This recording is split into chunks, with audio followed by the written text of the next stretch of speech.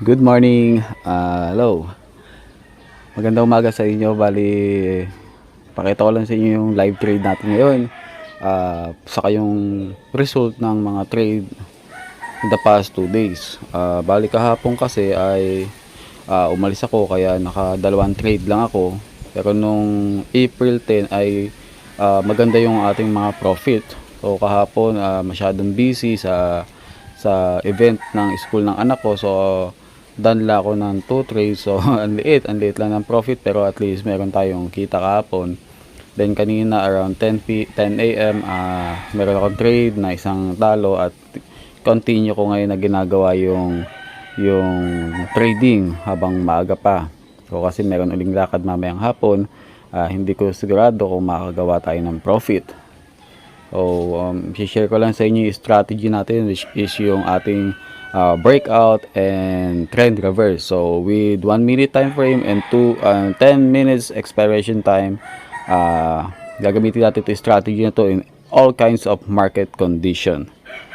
Okay, please tapusin niyo yung video na to, at kung interesado rin kayong kumita dito sa pocket option platform, binary option trading, contact nyo lang po ako sa ating Facebook page, sa YouTube channel. Pwede kayo mag-comment doon directly, and nandun yung mga link papunta sa ating Telegram group kung saan ko madalas i-post yung ating mga trading videos and withdrawals. So maraming salamat po sa inyo.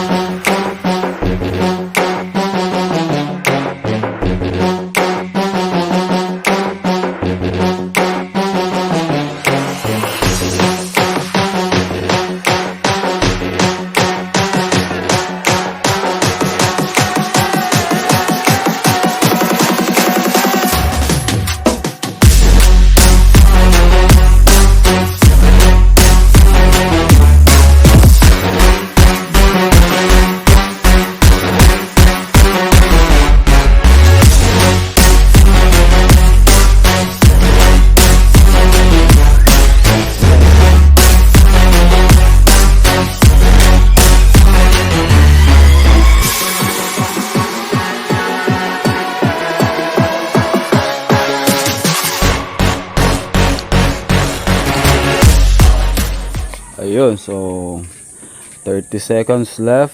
Malinaw na mananalo tayo ngayon dito sa trade na to. So I do 2 trades with 10 USD. So total niya po ay 20 USD with possible profit of 18.40